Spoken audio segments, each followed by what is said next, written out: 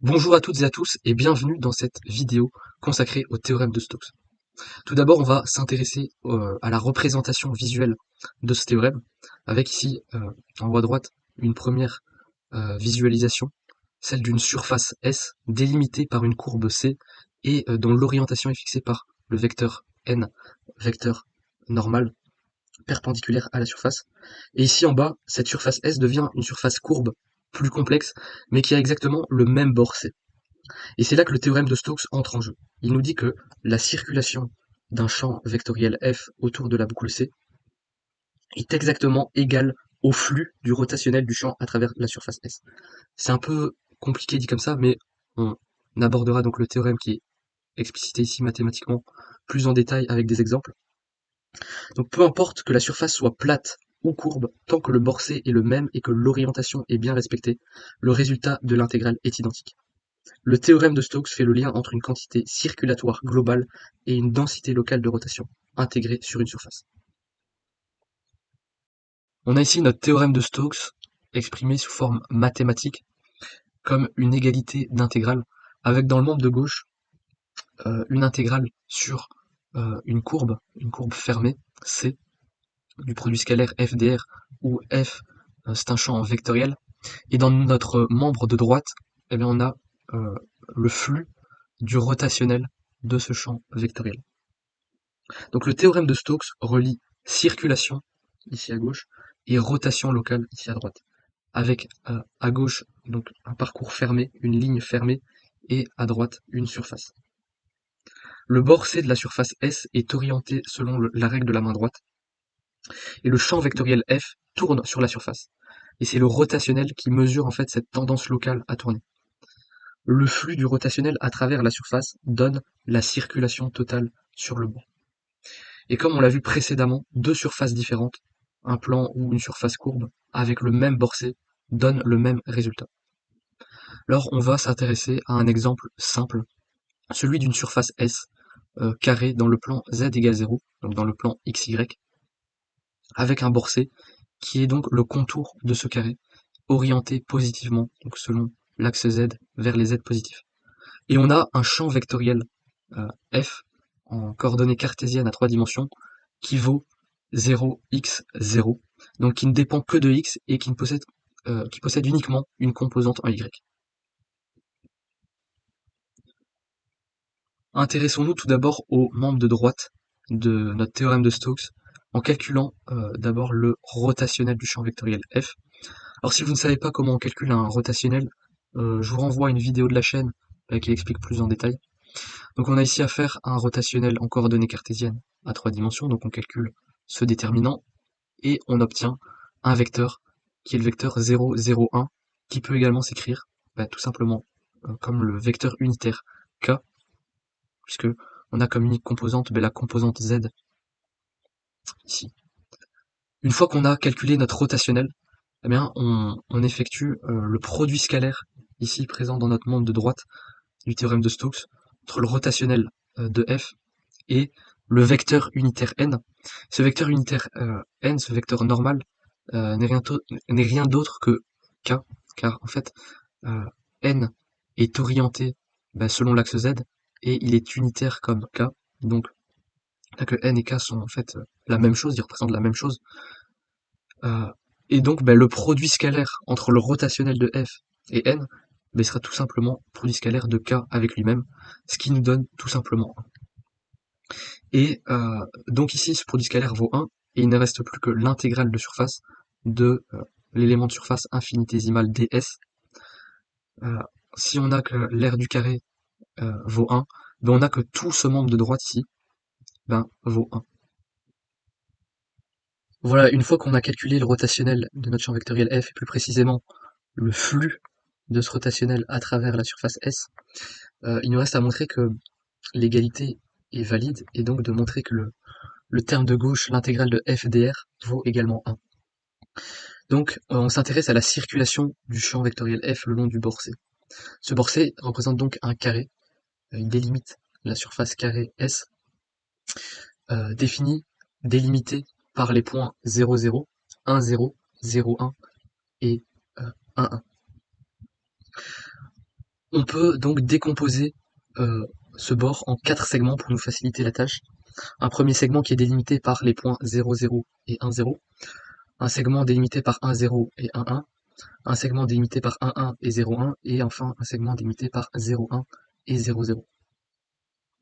On verra que seul le second segment, ici, contribuera à notre intégrale finale, tandis que les trois autres, ici, ici et là, vaudront tous les trois 0. On va prendre par exemple le premier segment délimité par 0, 0 et 1, 0. Donc on voit qu'il y a un déplacement uniquement selon x, donc selon le vecteur unitaire i, donc le déplacement est dans la direction de i. Donc notre vecteur dr, notre vecteur déplacement ici, sera dx dans la direction de i, donc dx fois i vectoriel. Et on a que notre champ vectoriel, donc on voit ici 0x0, a uniquement une composante x, donc il est dirigé selon j. Il est dirigé selon la direction j, ce qui nous donne un produit scalaire nul, puisque les vecteurs unitaires i et j sont perpendiculaires entre eux, et le produit scalaire de deux vecteurs perpendiculaires nous donne 0.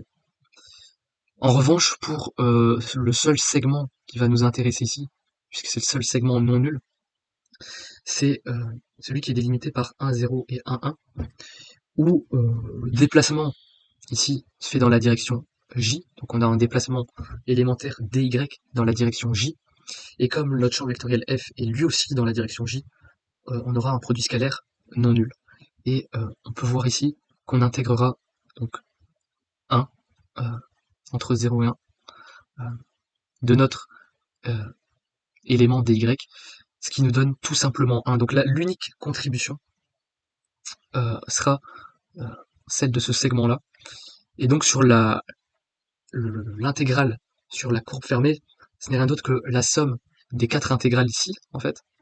Donc on peut en fait, diviser cette intégration boucle en une somme de 4 intégrales, celle-ci, plus celle-ci, plus celle-ci, plus celle-ci. Mais en fait, il n'y a que cette intégrale-là qui nous intéresse puisque les autres sont nuls, ce qui nous donne à la fin une valeur de 1 qui vérifie donc notre théorème de Stokes. Le théorème de Stokes est donc vérifié. Effectuons maintenant un bref comparatif entre ce théorème de Stokes et le théorème de la divergence, aussi appelé théorème de Gauss ou encore d'Ostrogradski, qui est expliqué plus en détail dans une autre vidéo. Ces deux théorèmes sont assez importants, notamment en électromagnétisme dans les équations de Maxwell sous forme intégrale.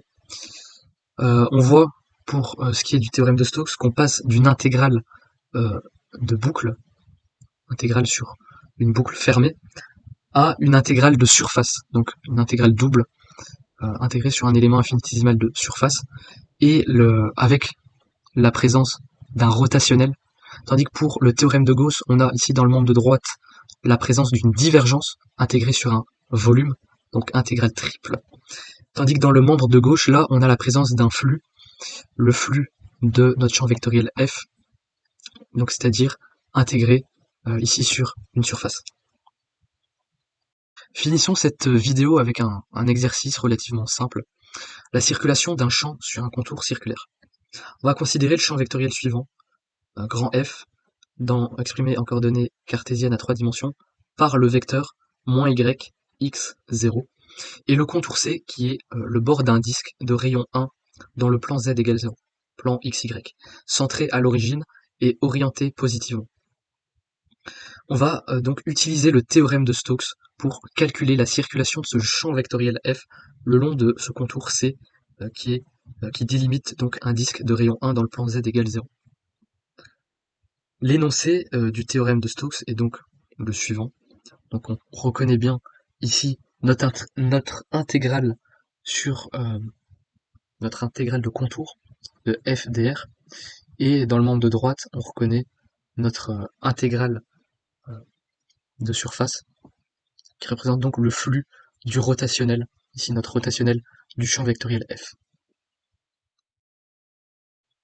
Alors allons-y pour le calcul du rotationnel de f avec notre formule classique du déterminant qui n'est pas représenté ici mais qui nous donne un rotationnel Donc un vecteur, il vaut 0, 0, 2. Je vous invite à faire le calcul de ce rotationnel avec les coordonnées du champ vectoriel f qui valent moins y x 0. On effectue ensuite le produit scalaire qui est dans l'intégrale de surface, à savoir produit scalaire entre le rotationnel de f et le vecteur normal n. Ce vecteur normal n, ce n'est rien d'autre que le vecteur unitaire k, parce qu'on a précisé que notre surface, notre disque, il était dans le plan z égale 0, donc dans le plan xy. Ça veut dire que le vecteur qui définit son orientation, c'est le vecteur unitaire k, donc dirigé selon z.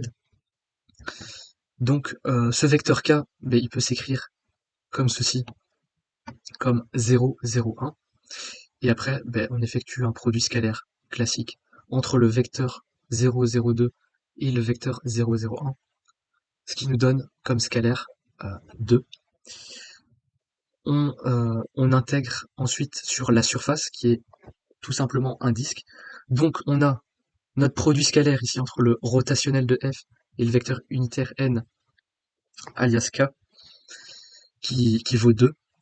Donc on a 2 ici, qui est issu de ce produit scalaire, et tout simplement l'intégrale de surface, qui n'est rien d'autre que l'aire de notre surface circulaire, de notre disque, qui vaut tout simplement pi r carré, avec un rayon, je ne sais plus si je l'ai précisé, mais un rayon qui vaut 1, ce qui nous donne tout simplement 2pi, et on a trouvé notre réponse finale. Voilà, c'est la fin de cette vidéo, j'espère qu'elle vous aura plu, qu'elle vous aura aidé.